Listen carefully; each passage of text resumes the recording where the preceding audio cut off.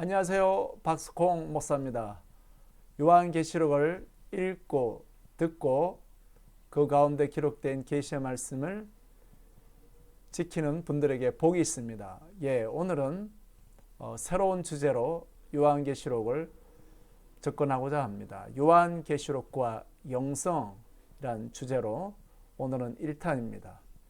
오늘 요한계시록과 영성 1탄으로 바라봄이란 내용으로 요한계시록을 우리가 읽는데 어떻게 요한계시록을 읽어야 되는지에 대해서 나누고자 합니다. 바라봄의 법칙은 저는 정교도 신학자인 존 오웬에게서 배웠습니다. 그의 유명한 저서 존 오웬의 기독론 보면 그리스도의 그 영광을 우리가 바라보는 것에 대한 유익에 대해서 그가 말하고 있습니다. 특별히 청교도 신학자인 존 오웬은 이제 존 칼빈 이후에 형성된 그런 개혁 신학의 어떤 메마른 것에 그 생기를 불어 넣었다 할까요? 바로 이 역할을 했던 분들이 청교도였습니다. 청교도 중에 대표적인 신학자인 존 오웬은 그의 대표적인 저서 기독론에 보면 그리스도를 단순히 그때 당대에 일어났던 그런 그 신학적인 논쟁, 이단들과의 그 논쟁 가운데서 어떤 그런 부분을 다룰 뿐만 아니라 바로 그리스도를 바라보는 것에 대한 유익에 대해서 말하고 있습니다. 자, 그것이 결국은 삶을 변화시키기 때문에 그렇습니다. 그리고 그리스도는 우리의 생명이기 때문에 그렇습니다. 저도 요한계시록과 영성이란 그런 주제로 이제 요한계시록 읽을 때 바라봄이라는 이런 영성의 주제를 갖고 요한계시록 읽는다면 여러분들이 요한계시록을 읽고 연구하는 데 있어서 더욱더 영성이 깊어지리라고 생각합니다. 자, 그래서 오늘 1탄으로서 먼저 다룰 것은 요한계시록 1장 13절과 16절에 나와 있는 하늘에 계신 그리스도의 그 모습입니다.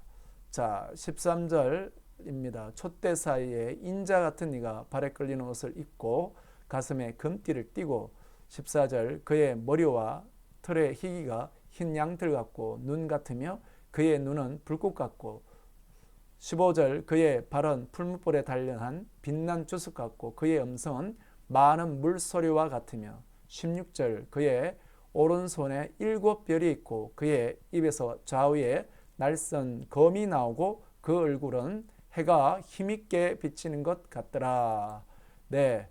여기 요한계시록 1장 여기에 나와 있는 하늘에 계신 그리스도의 그 대제사장 그 모습은 예수님의 7 신체 부위에 따라 뭐뭐 같더라 이렇게 표현하고 있습니다.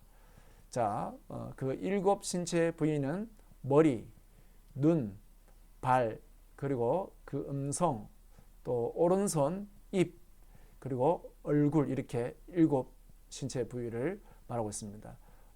이 7 부위의 예수님의 바로 그 신체 부위를 말하는 것은 구약 성경의 아가스에서 술람미 여인과 솔로몬 왕 그 만남의 과정 속에서 그 술람미 여인도 점점 그 외모가 신랑을 만나서 변화되는 모습, 그리고 아가서 5장 10절에 15절에 보면 그 신랑의 아름다운 모습이 나옵니다. 자, 그 신랑을 닮아가는 거죠. 이제 교제하면서 이것은 바로 우리의 영성 또한 우리가 이 땅에 있는 우리의 영성이 변화되는 것도 바로 그 그리스도를 바라보는 거예요. 그러면 그 그리스도는 어떤 그리스도냐? 하늘에 계신 그 그리스도, 대제사장이신 그리스도입니다. 자, 그래서 요한계시록 읽을 때 우리는 1장에 계시된 하늘에 계신 그 그리스도를 바로 우리는 영적인 해바라기로서 그분을 바라봄으로써 우리도 변화받을 수 있는 것입니다. 그럼 구체적으로 한번 다뤄보겠습니다. 머리입니다. 먼저 그 예수님의 그 머리에 그 머리털의 희가 흰 양털 같고 눈 같더라 이렇게 말했습니다. 잠언서 16장 31절과 20장 29절에 의하면 그 노인의 백발은 멸관이고 또 노인의 그 백발은 바로 노인의 지혜를 말하는 것입니다. 자, 예수님의 머리가 양털같이 흰 눈같이 희다는 것은 예수님이 갖고 계신 그분의 지혜를 말합니다. 예수 그리스도께서 십자가에 우리를 위하여 못 박히신 것은 하나님의 지혜였습니다. 자, 그 지혜의 절대 순결성, 이것이 바로 예수님의 머리의 희기가 양털 같다 이렇게 말하는 것입니다.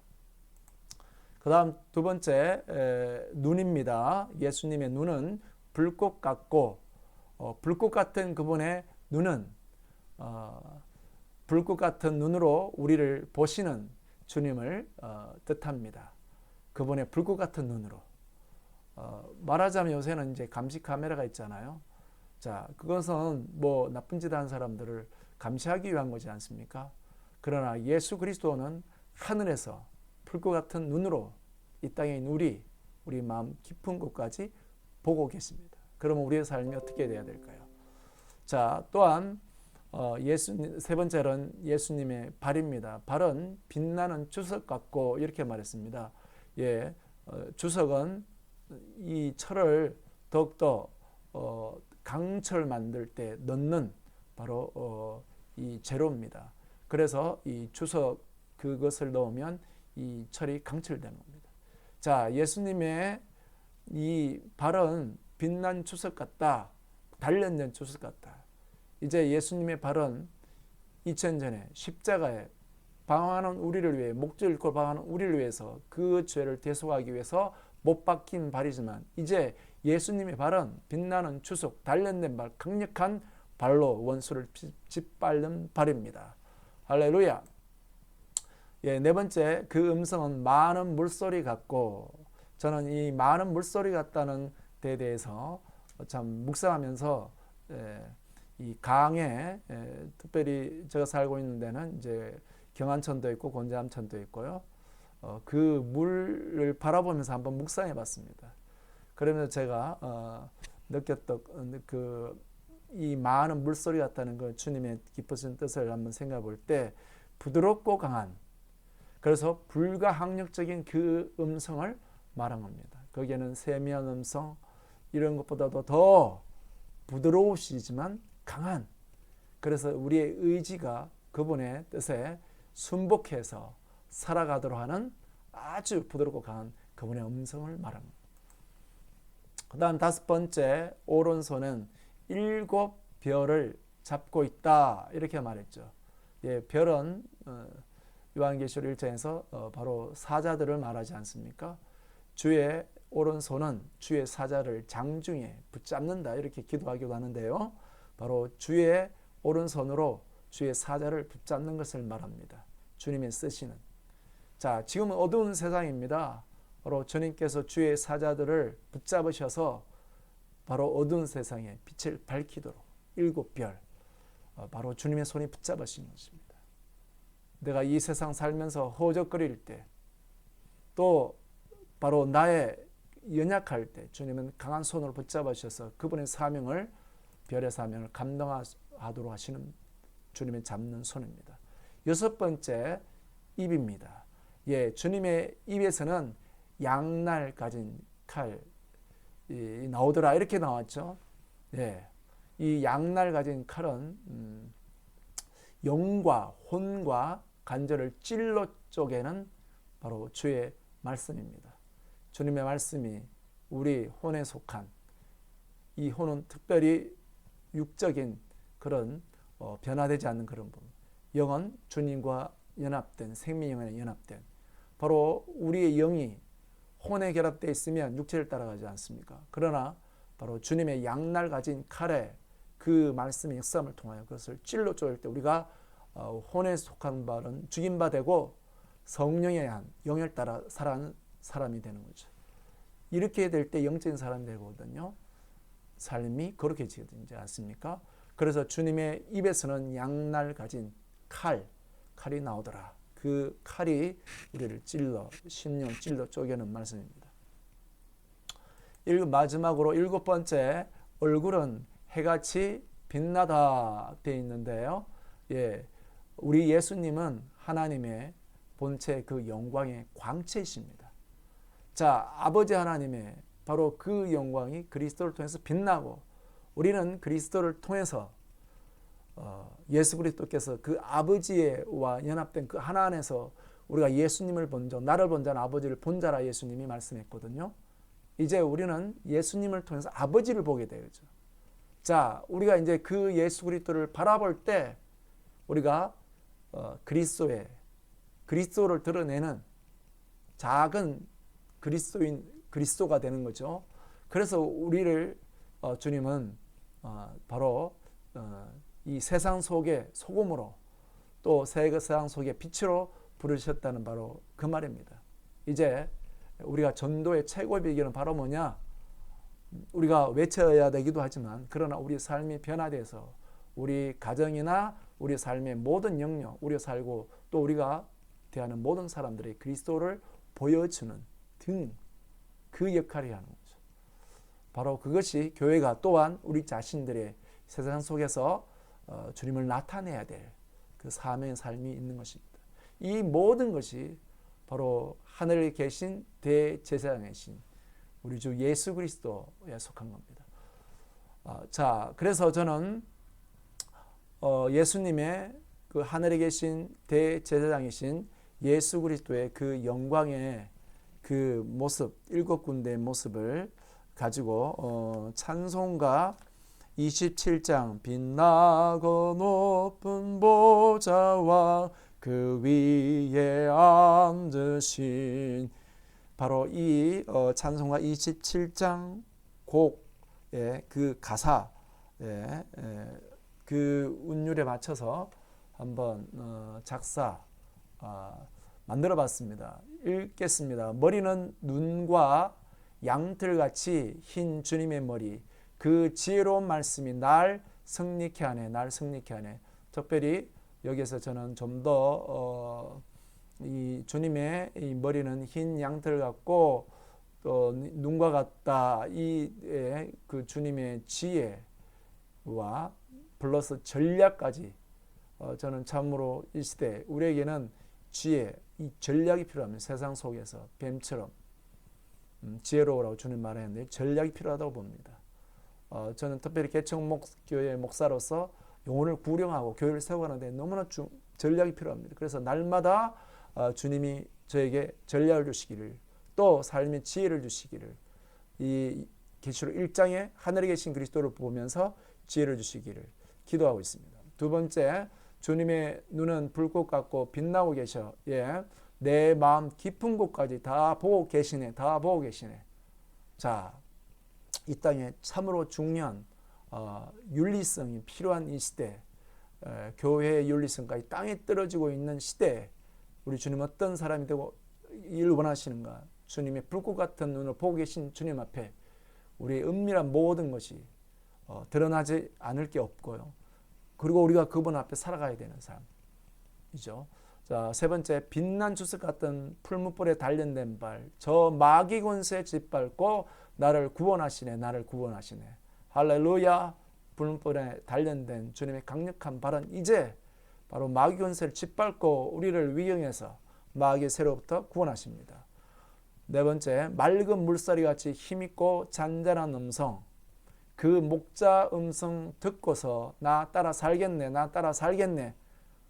아까 전에 말씀드린 것처럼 부드럽고 강력한 주님의 음성, 세미한 음성에서 포함해서 우리의 의지를 주님의 뜻에 순종한 살게 하는 그 강하고 부드러운 역사, 이게 바로 성령의 역사이며 주님의 음성입니다. 그리고 다섯 번째, 7별 잡은 오른손이 또 나를 붙잡아, 예, 우리를 붙잡습니다. 우리의 이 의지, 넘어진 의지까지 붙잡습니다. 또 하나님 뜻과 영광의 목적을 위해 살도록 합니다. 어두운 세상 비추는 빛난 별이 되도록 우리를 붙잡으시는 분입니다. 주님의 손에 붙잡혀 쓰임받는 복이 있기를 바랍니다. 여섯 번째, 주 입에서 나온 칼이 나를 찔러 쪼개 내 마음에 있는 죄악을 모두 회개케 하네. 모두 회개케 하네.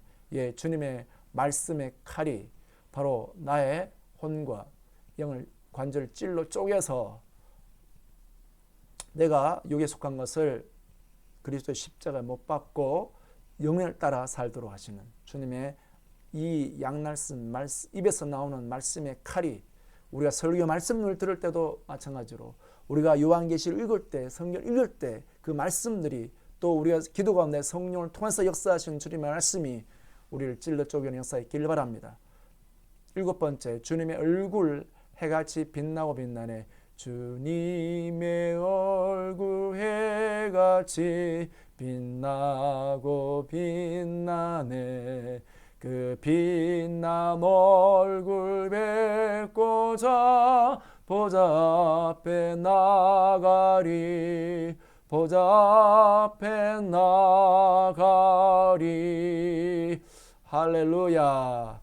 예, 이렇게 요한계시록 1장에 나와 있는 하늘에 계신 예수 그리스도의 그 7 그 신체 부위의 그 모습에 따라서 우리가 어떻게 신앙생활 해야 되는지 그 영성에 대해서 다루었습니다. 결론입니다. 바로 그것은 우리가 그리스도를 바라봄으로 존 노웬이 또한 말했을 뿐만 아니라 우리의 믿음의 선진들 훌륭한 영성가들의 이 땅에 살아갔던 그 삶은 바로 그리스도를 바라보는 곳에 있었습니다. 그래서 우리도 그분의 형상으로 변모되는 겁니다. 변화되고 또 우리가 그분의 삶을 따라가는 것입니다. 자, 그래서 우리는 그리스도의 신부로 성숙되는 것입니다. 자, 요한계시록에서는 그리스도의 신부로 성숙되는 것은 새 예루살렘, 내가 하늘에서 내려오는 그 새 예루살렘을 보니 바로 신부가 신랑을 위해서 단장된 것 같더라. 이렇게 계시록에서 말하고 있지 않습니까? 바로 우리가 그 새로 예루살렘의 영광의 실체가 되는 것입니다. 제가 그에 대해서는 다른 영상에서 다루었었는데요. 참조해 주시 바랍니다. 자, 오늘 요한계시록과 영성 1탄으로 우리가 계시록 1장에 있는 하늘의 그리스도를 바라봄으로 우리가 그리스도의 그 형상의 사람이 되는 것, 그리고 그 형상의 실체 새 예루살렘의 영광에 이르는 것에 대해서 다뤘습니다. 요한계시록을 읽고 듣고 그 가운데 기록된 것을 지키는 모든 분들에게 요한계시를 읽음으로 지적인 데서 머무는 것이 아니라 깊은 영성의 사람들이 되기를 간절히 축원합니다. 감사합니다. 안녕하세요. 박석공 목사입니다. 요한계시록과 영성 2탄으로 오랜만에 다시 요한계시록 말씀을 살펴보게 되었습니다. 예, 요한계시록과 영성 2탄입니다. 1탄은 바라봄입니다. 이제 요한계시록을 연구하는 데서 새로운 관점, 영성이라는 주제로 요한계시록 어떻게 우리가 읽고 듣고 연구하고 그 가운데 있는 것을 지켜야 되는지 저는 바라봄이란 주제로 말씀을 나누었습니다. 네, 두 번째입니다. 네, 바라봄에 대한 것은 제 채널에 검색하면 벌써 찾아볼 수가 있습니다. 네, 오늘은 두 번째로 충성입니다. 충성. 저는 요한계시록을 읽고 듣고 연구하는 데 있어서 중요한 영성은 두 번째로는 영성으로 꼽겠습니다. 자, 과연 요한계시록에는 그 충성에 대해서 뭐라고 말하고 있는지 보겠습니다. 요한계시록 19장 11절에 또 내가 하늘이 열린 것을 보니 보라 백마와 그것을 탄 자가 있으니 그 이름은 충신과 진실이라. 그가 공의로 심판하며 싸우더라. 예, 요한계시록 19장은 이제 적그리스도와 그의 군대를 이 땅에 있는 적그리스도와 그의 군대가 하늘로부터 오는 예수님과 싸우려는 그 장면인데요. 하늘로부터 오는 예수님과 그의 군대, 그것을 백마를 타신 분, 이 백마를 타신 분은 바로 예수님. 그런데 그 이름은 충신과 진실이라. 그가 공의로 심판하며 싸우더라. 그 이름은 충신과 진실이 이렇게 되어 있습니다. 자, 이제 그 예수님의 이제 요새는 닉네임이라면 더 이해가 쉬울 겁니다. 닉네임. 그리고 유명한 분들은 호가 또 따로 있죠. 어떤 그분의 인품된 뭘 표현한 어떤 도가 있잖아요. 근데 예수님은 바로 중심과 진실이라는 사실. 킹제임스 성경의 원문을 보도록 하겠습니다. I saw heaven open and behold a white horse and he sat upon him was called 불린다는 겁니다. Faithful and true. 네, faithful but true. In righteousness he does judge and make war. 여기 보면 faithful 진실과 진리 이렇게 좀 뉘앙스가 다릅니다만 여기는 faithful 진실 이렇게 보면 되면 충성됨 그 다음에 진실 이렇게 헬라어로는요 피스토스는 그야말로 충성된 자 os 붙어서요 사람을 말하죠 충성된 자 피스티스 동사는 피스티스 믿음을 그래서 믿음이라는 것에는 신실 그 말을 지키는 신실됨이 포함된 거죠. 그냥 믿습니다가 아니고 신실된 그 말을 내 목숨을 다해 지키는 것 포함된 게 바로 믿음입니다. 성경에서 말하는 믿음이죠. 자, 이것을 뒷받침할 수 있는 것이 바로 계시록 1장 5절입니다. 계시록 1장 5절에서는 예수님을 뭐라고 말하냐면 충성된 증인이라고 이렇게 말하고 있습니다. 충성된 증인으로 죽은 자들 가운데서 먼저 나시고 땅의 임금들의 머리가 되신 예수 그리스도로 말미암아 은혜와 평강이 너희에게 있기를 원하노라. 우리를 사랑하사 그의 피로 우리 죄에서 우리를 해방하시고 영어로 봅니다. And from Jesus Christ 여기에 예수 그리스도라고 먼저 킹제임스에 돼 있으니까 이분이 충성된 증인 예수님이신데 who is 설명했습니다. 계속적으로 who is the faithful witness 여기 이제 앞에 faithful이 더 나옵니다. the faithful witness 충성된 증인으로서 the first begotten of the dead and the Prince of the kings of the earth unto him that loved us and washed us from our sins in own blood. 네, 뭐 부연 설명할 필요 없이 이게 한글 옆에 있으니까요. 자, 근데 예수 그리스도 누구냐면은 faithful witness, 충성된 증인이다. 이분이 충성된 것은 하나님 아버지께 충성된 증인이에요. 예수님이 이 땅에 죽을 권세, 또 살아날 권세를 갖고 오셨잖아요. 그게 아버지의 명령이 그분이 영생이셨는데 그분이 겟세마네 동산에서 아버지 뜻대로 하시옵소서 하면서 아버지의 그 명령, 이 땅에 인류를 위해서 희생하는 부분을 그분이 자신을 아버지 손에 맡기는 거거든요.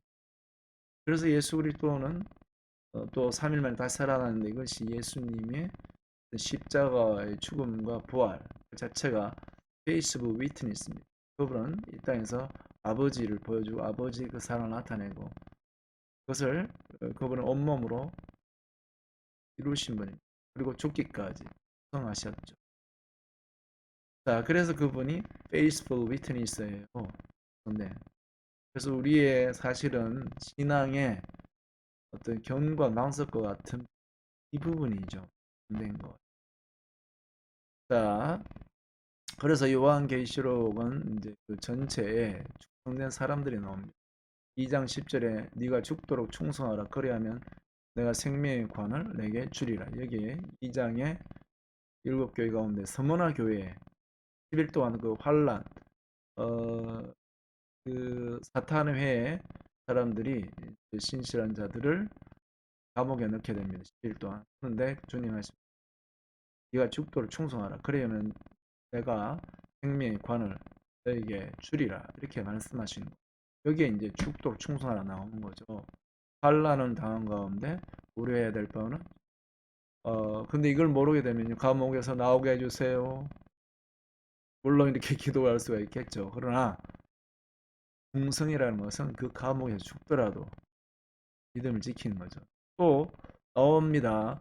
12장 11절에 또 우리 형제들이 어린 양의 피와 자기들이 증언하는 말씀으로 그를 이겼으니 그들은 죽기까지 자기들의 생명을 아끼지 아니하였도다. 여기 보면 그를 이겼으니 이거는 마귀를 말하는 참수하는 자. 어린 양 피와 증언하는 말로 이기는 거예요. 근데 뭘 어떻게 이기느냐? 마귀는 뭐 어떻게 이기느냐? 죽기까지 자기들 생명 아끼지 않아요. 2장 10절과 일맥상통하죠. 그 다음 14장 12절에 성도들의 인내가 여기 있으니 그들은 하나님의 계명과 예수에 대한 믿음을 지키고 또 faith입니다. faith, justice 씁니다라는 말하는 게 아니죠. 예수에 대한 믿음이라는 것은 목숨을 내놓고 예수 그리스도에 대한 그 신앙심을 부인하지 않는 걸 말하는 거고.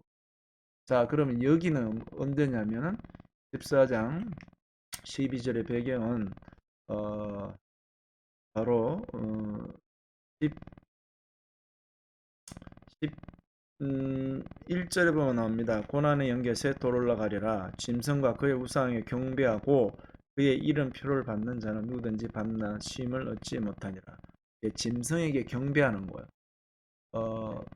경배하지 않으면 짐승을 13장에 계시 13년 나오잖아요. 짐승에 경배하지 않는 죽이기 때문에.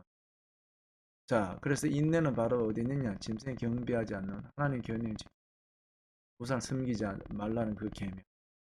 그 다음에 예수에 대한 그 믿음은 우리가 예수님과 같이 죽으면 예수와 같이 부활한다는 그 믿음 가운데 우리가 하나님 명령을 지키는 거거든요. 그래서 이때 여기는 짐승에게 경배하지 않으면 죽이고 표를 받지 않는 자는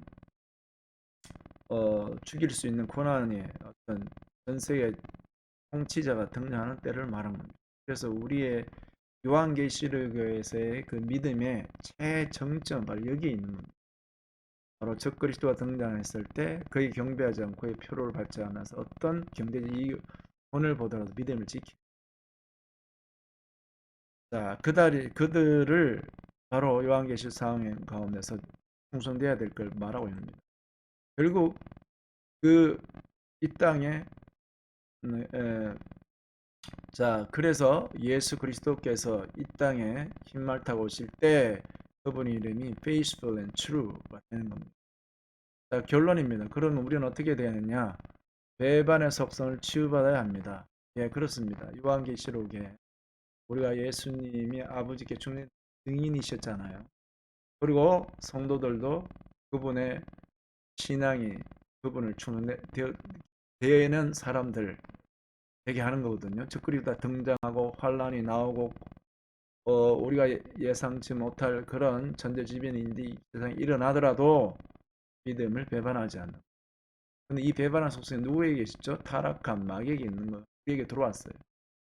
그래서 우리는 예수님의 겟세마네 동산에서 그분이 땀이 빗방울 되도록 기도하신 그 기도 안에 그 보혈 안에 배반의 속성이 치유가 될 때 우리에게 부성실하고 그 다음에 배반하는 이런 부분들이 권위 아래에서 치유가 되는 연애를 받아야 됩니다. 교회사에게서 또한 이 배반의 속성이 치유가 돼야 참된 제자가 나오고 그리고 목회자로서 사람들이 받는 저를 이기갈 때 사람을 얻을 수 있는 저도 하나님께서 이렇게 배반의 속성을 경험하는 그 과정을 겪게 하셨습니다. 그래서 이 부분에 대해서 요한계시록 영성의 두 번째를 저는 충성으로 보는 거죠.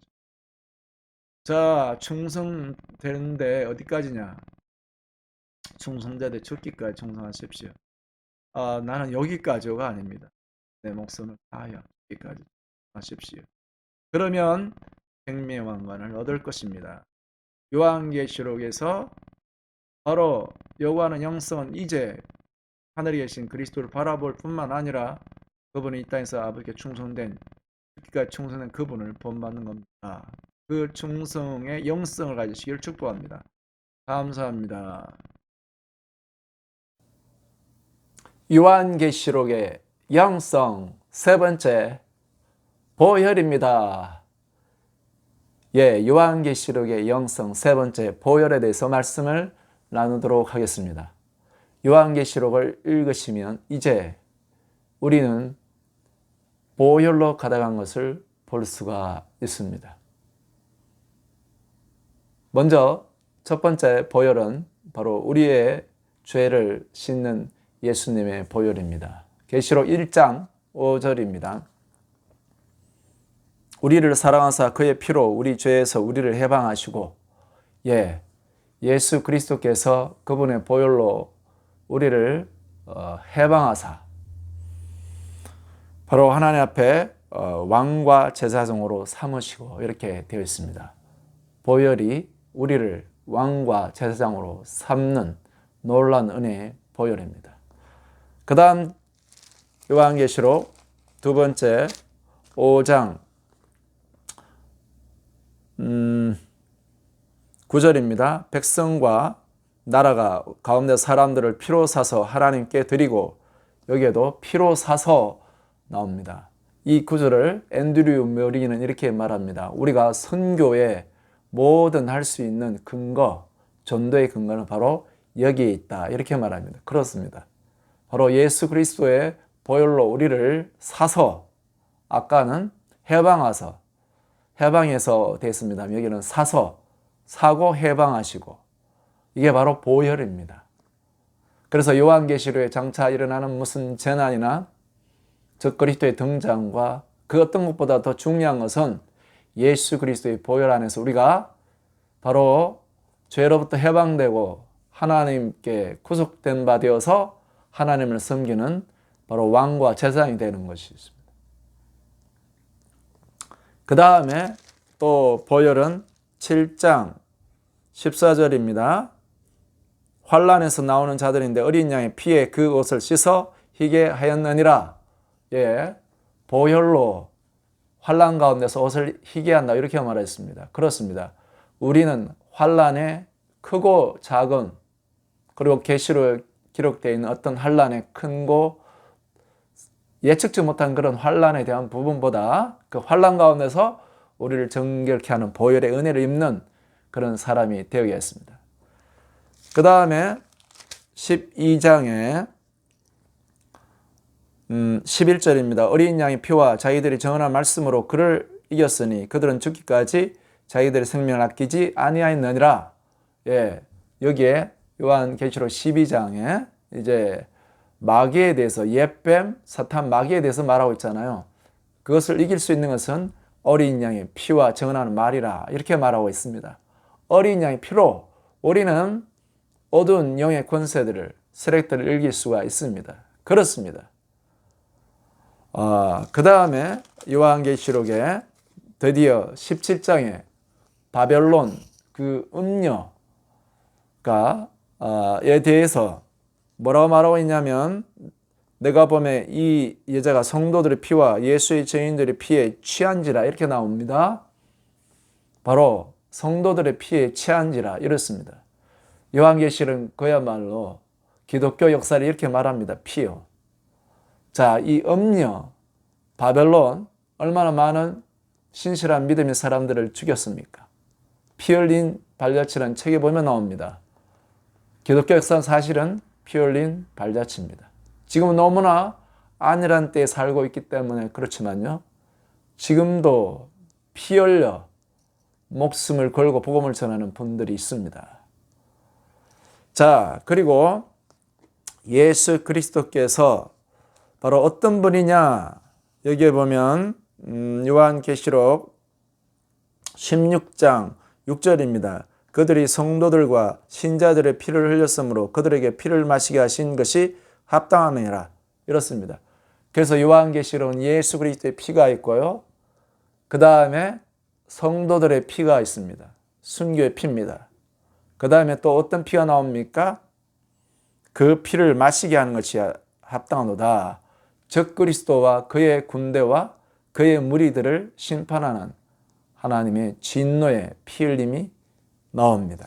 자, 그것을 절정적으로 요한계시록 19장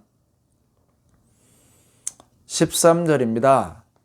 또 그가 피 뿌린 옷을 입었는데 그 이름은 하나님의 말씀이라 칭하더라. 하늘에 있는 군대들이 희고 깨끗한 세마포옷을 입고 백마를 타고 그를 따르더라.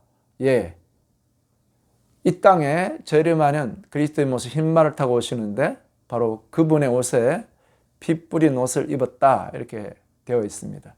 피 뿌린 옷은 크리스찬들에게서는요, 우리를 구원하는 예수 그리스도, 그분을 증거하는 피 묻은 옷이 되겠습니다. 그러나 이 피는 포도즙들을 밟는 적그리스도와 그의 군대들을 멸하는, 포도즙들을 밟는다는 걸 아시겠습니까? 포도 송이들을 놓고 그 즙들에서 밟을 때 튀어지는 거죠.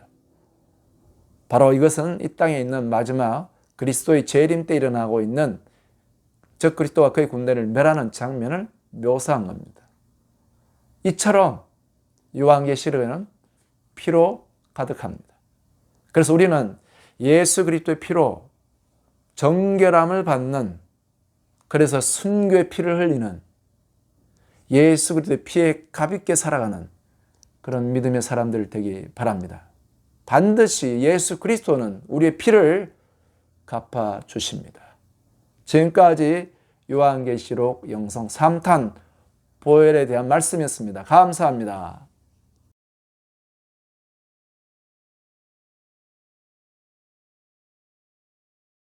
안녕하세요. 박수공 목사입니다. 요한계시록을 읽고 듣고 연구하는 박수공 목사입니다. 요한계시록과 영성, 사탄, 최종 완성, 새 예루살렘에 대한 메시지를 나누게 되어 감사합니다. 강사를 한 분 모셨습니다. 그 강사는 바로 저입니다. 작년에 최종 완성, 새 예루살렘에 대한 메시지를 올렸는데요. 다시 여러분에게 공개합니다. 이 영상을 들으시면 제가 이제까지 요한계시록 영성에 대해서 말씀드렸던 바라봄, 그 다음에 충성, 보혈, 그리고 네 번째로서 최종 완성, 새 예루살렘이 이제 하나의 틀로 요한계시록을 보는 눈이 열릴 수 있도록 도울 것이고, 우리 신앙생활의 목적, 최종 완성까지 알게 되는 도움을 받으리라 생각합니다. 꼭 이 영상을 끝까지 봐주시기를 부탁드립니다. 박석홍 목사를 초청하겠습니다. 감사합니다.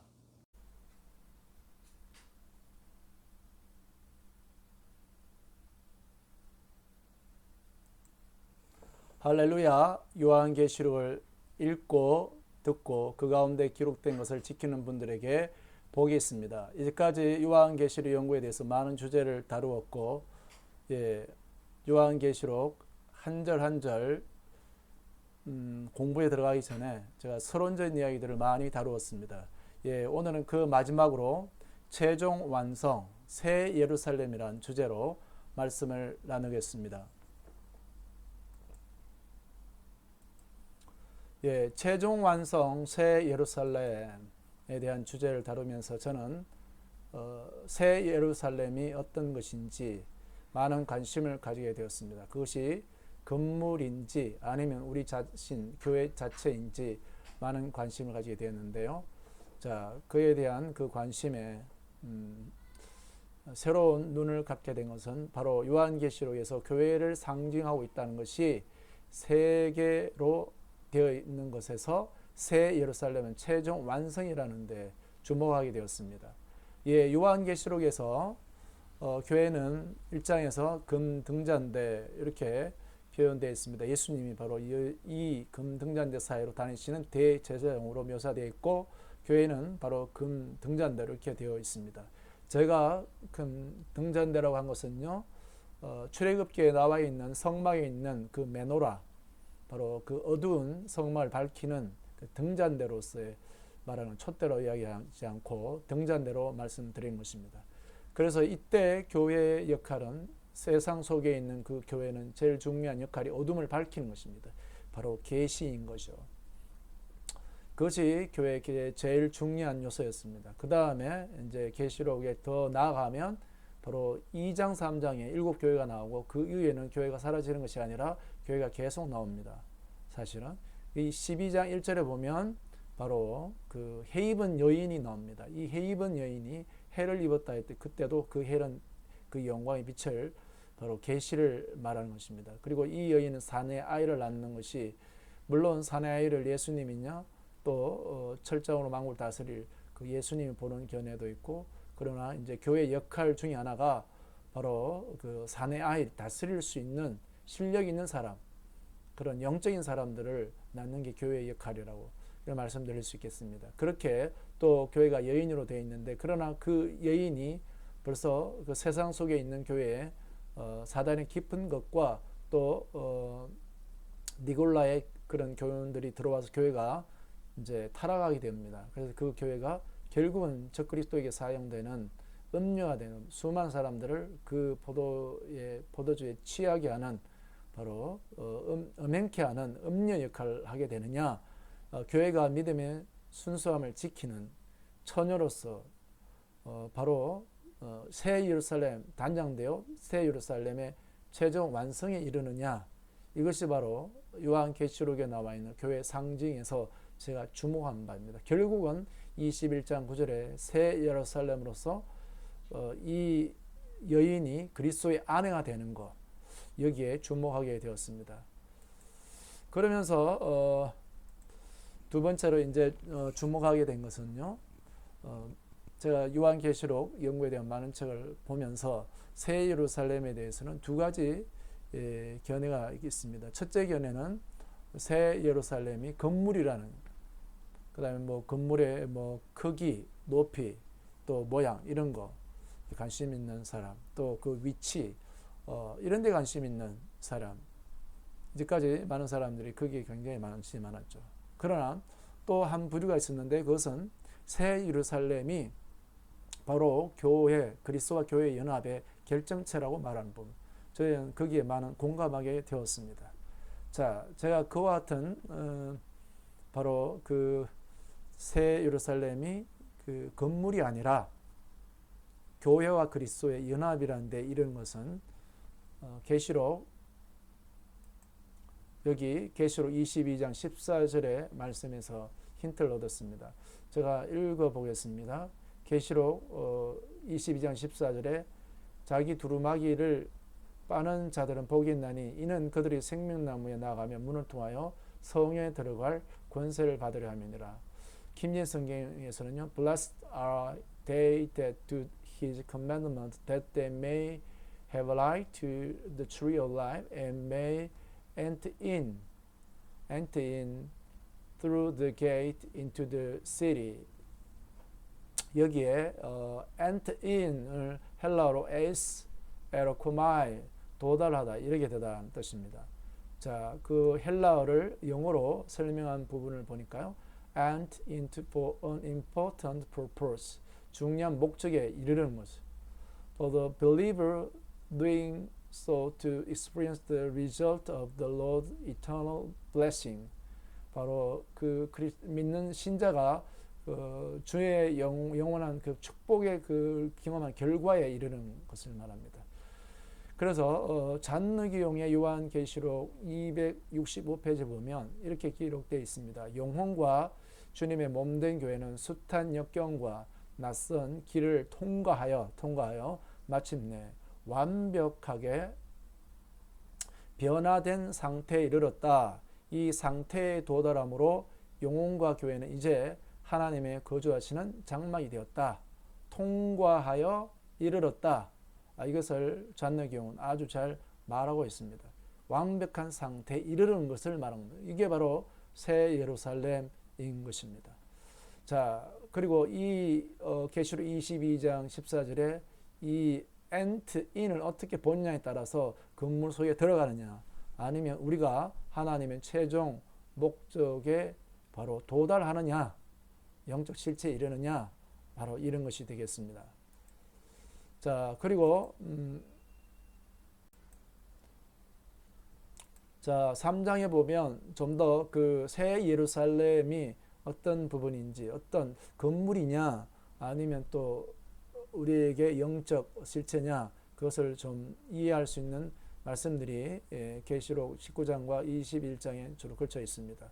자, 계시록 19장과 21절에서 새 예루살렘은 바로 그리스도의 아내라고 이렇게 표현합니다. 읽겠습니다. 19장 7절에 어린 양의 혼인 기약이 이르렀고 그의 아내가 자신을 준비하였으므로, 이렇게 되어 있죠. 여기 준비하였으므로 되어 있는 그의 아내가, 여기 혼인 그 기약이라는, 이게 19장 7절에 이 19장이 예수 그리스도의 재림 때 적그리스도의 군대와 싸우는 장면이 기록되어 있습니다.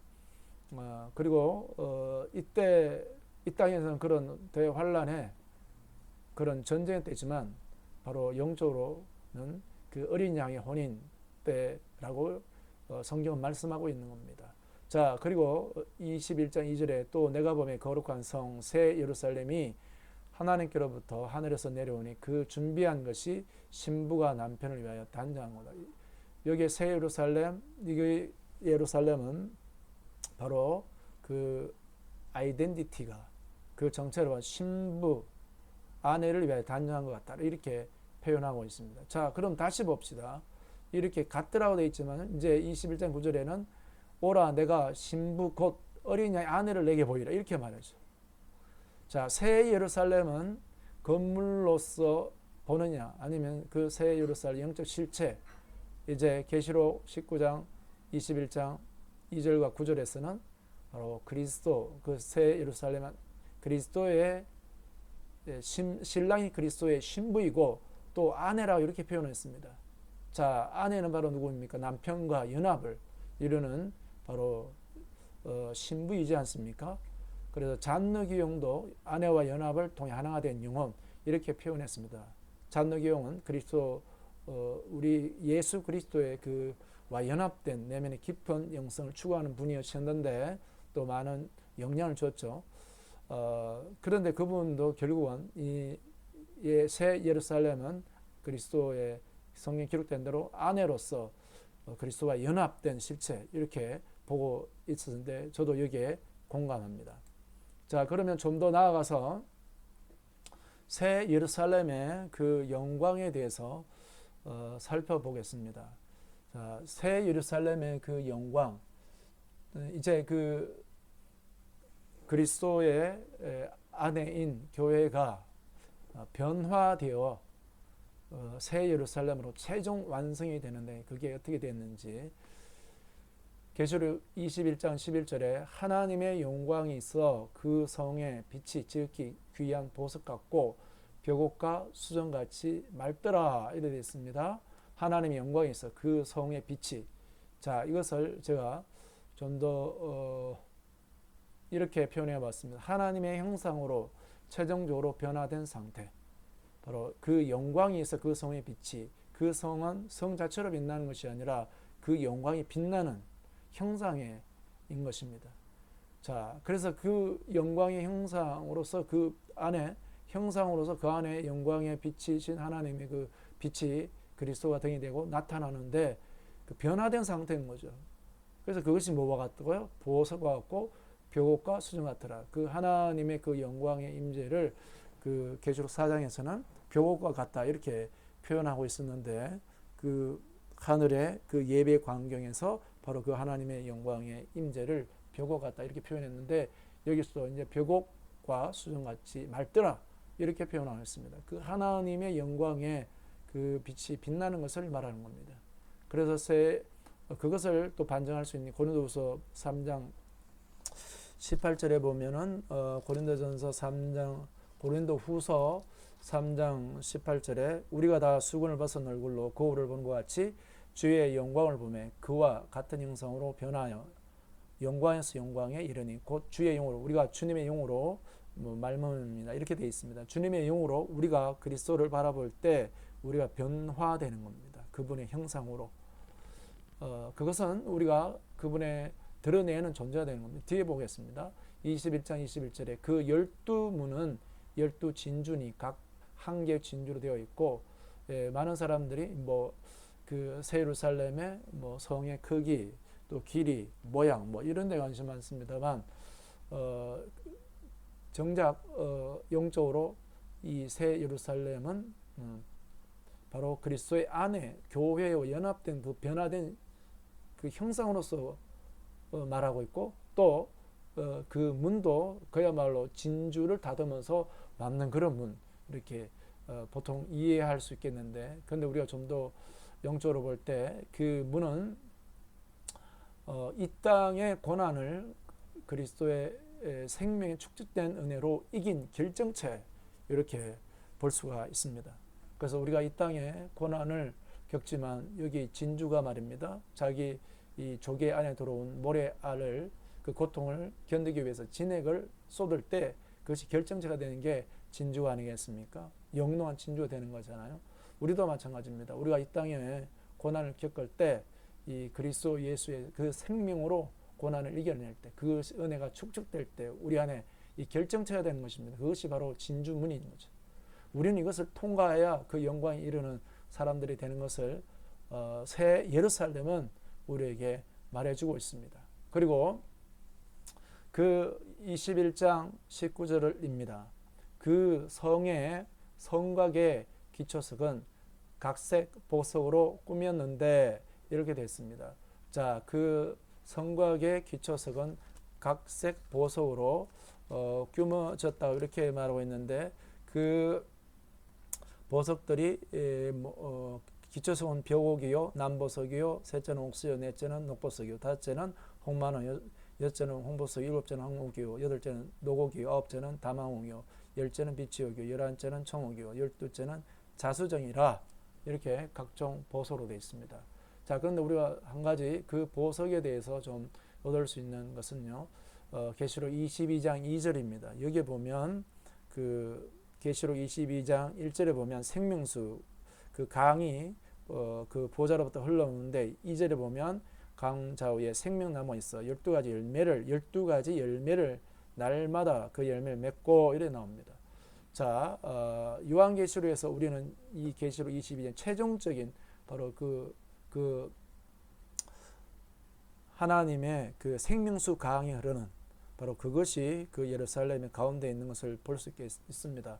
그런데 우리 좀 더 영적인 것으로 볼 때 이 최종적인 결과로서뿐만 아니라 요한계시록의 그 2장에 보면 에베소 교회가 이제 승리할 때 2장 7절에 이기는 그에게는 생명나무의 열매를 주어 먹게 한다. 이렇게 주님이 말씀했습니다. 여기에서 그 12보석은요. 우리가 그 생명나무로부터 나오는 그 열매에 갖고 있는 그 속성들이 우리 안에 나타나는 것을 말하는 거죠. 이기는 자에게 생명나무의 열매를 주어 먹게 한다는 것은 결과적으로 주어지는 거라고 우리가 여기에 기록되어 있는 것으로 봅니다. 그러나 중요한 것은요. 우리가 이 땅에서 신앙생활할 때 예수 그리스도는 우리의 참 포도나무 우리가 그 가지로서 그분으로 말하면 진액 생명으로 우리가 살아가는 거거든요. 이 신앙생활 실제거든요. 그 생명에 의해서 우리가 그 변화될 때 우리 안에 바로 그 열매가 갖고 있는 그 속성이 나타나는 거예요. 이게 이제 보석인 것을 말씀을 깊게 볼 때 우리가 이해할 수 있게 되는 것입니다. 보석은 보석이고 신앙생활은 따로 있는 게 아니라 바로 그 생명나무 그리스도의 그 생명으로부터 우리가 바로 그게 접붙여진 가지로서 그 안에 그 생명의 속성들이 12가지 방면으로 나타나는 거. 이게 보석이 되는 것입니다. 우리 신앙생활이 이렇게 고난을 이겨내고 우리에게 바로 그 그리스도의 참으로 생명이 나타나는 거. 이게 우리 신앙생활의 중요한 부분이죠. 또한 21장 18절에 그 성곽은 벽옥으로 쌓였고 그 성은 정금인데 맑은 유리 같더라 이렇게 되어 있습니다. 여기에 그 성곽은 벽옥으로 쌓였고 그 성 내부를 말하는 거예요. 정금인데 맑은 유리 같더라 이렇게 되어 있습니다. 여기에 정금인데 투명하다, 맑은 유리 같다, 투명성인 거죠. 죄의 속성이 변화되어 하나님의 속성을 드러내는 투명체로 바뀐 것을 말합니다. 자, 우리는 이 죄의 속성 때문에 사람이 이중적이 됩니다. 그래서 그 사람됨, 그 사람의 죄성이 나타나지 그 안에 이 하나님의 속성이 나타나지 않아요. 바로 그거는 죄인이고 죄성의 인간이죠. 그러나 우리가 새 예루살렘으로 완성된다는 것은 우리 안에 바로 이 죄성의 속성들이 정결케 되는 겁니다. 말하자면 부서지고 우리 자아가 부서지고 깨어지고 뭐 벗겨지기까지 표현할 수 있을까요? 그렇게 되어서 점점 우리 안에 그 하나님의 속성의 그 부분들이 드러나는 겁니다. 그럴 때 우리는 우리 안에 이제 죄로 말미암아 나 자신의 자아가 드러난 자가 아니라 하나님의 이 정금 같은 하나님의 속성, 그분의 사랑과 그분의 무한하신 그 은혜와 사랑과 이런 부분이 드러나는 거예요. 그것을 드러내는 게 바로 새 예루살렘의 완성이 되는 겁니다. 우리 안에 끊임없는 신앙생활에 바로 이런 죄의 속성이 변화되는 부분들이 새 예루살렘의 완성을 이룬다는 사실이 우리가 새 예루살렘을 공부하면서 우리에게 많은 거룩하게 살아야 될 이유들을 가르쳐주고 있습니다. 그래서 저는 결론으로 이 땅의 고난을 그리스도의 생명의 은혜로 이겨내야 한다는 것을 이제 새 예루살렘을 공부하면서 배울 수 있는 부분입니다. 바로 이 땅의 고난은 이 진주문을 통과, 진주문으로 만들어 과정이 되겠습니다. 진주문을 통과하는 것입니다. 우리 모두는 이 땅의 고난을 통과하여 진주문을 통과하는 새 예루살렘 영광이 이런 자들이 되기를 축원합니다. 자, 그리고 죄의 속성이 변화되어 하나님의 속성을 나타나게 하십니다. 이게 철저하게 우리에게 죄를 멀리하고 거룩하게 살아야 될 이유를 새 예루살렘이 가르쳐주고 있습니다. 이 땅에 바로 그 죄의 속성이 남아있으면 그 사람들은 새 예루살렘에 들어갈 수가 없어요. 우리에게 이 땅에서 거룩하게 참으로 살아야 될 이유가 새 예루살렘은 우리에게 말해주고 있는 것입니다. 그리고 또 새 예루살렘은 우리에게 고난을 이겨야 될 것과 죄의 속성이 변화되어야 될 것과 또 그보다 더 깊게 들어가서 우리가 그리스도와의 연합된 삶을 사는 것, 이게 그리스도와 연합된 삶을 이게 그리스도의 아내입니다. 그리스도의 신부입니다. 단장되는 겁니다. 자, 우리가 이 땅의 삶을 홀로 사는 게 아닙니다. 그렇다고 나의 죄성, 벌거벗은 채로 사는 게 아닙니다. 그리스도를 입어 그리스도와 연합된 삶을 사는 것, 그 완성, 그것이 하나님의 형상으로서의 완성입니다. 그리고 그것이 그리스도의 아내로 단장되는 것입니다. 이것이 새 예루살렘이 우리에게 말해주는 것입니다. 지금까지 최종 완성으로서 새 예루살렘에 대해서 말씀을 나누었습니다. 이제 제가 나눈 말씀 가운데 여러분들은 이제 새 예루살렘이 단순히 건물로 볼 것이 아니라 그리스도의 아내로서 그리스도와 연합된 그 완성을 이루는 것임을 이제 알 수 있게 되리라 생각합니다. 그래서 그것은 결국은 우리들 각각 개인의 신앙생활의 완성도가 어디까지 이뤄야 되는지를 말해주고 있습니다. 요한계시록을 읽고 듣고 연구하면서 과연 그 안에 기록된 것을 지켜야 된다는 것이 바로 이런 부분들입니다. 우리가 고난 가운데 믿음을 지키고 죄의 속성이 변화되어야 될 부분과 그리스도와의 완전한 연합의 삶을 살아서 그리스도의 아내로 단장되어야 되는 이 땅의 삶입니다. 이 땅의 삶은 고난이 있더라도 죄가 들끓을지라도 또 우리가 많은 외로움과 싸울지라도 우리 가운데는 새 예루살렘의 영광, 성령과 신부가 부르더라. 요한계시록이 말씀하고 있는 부분입니다. 요한계시록을 읽고 듣고 연구하는 모든 분들에게 새 예루살렘의 영광이 이르는 복이 있기를 축원합니다. 감사합니다.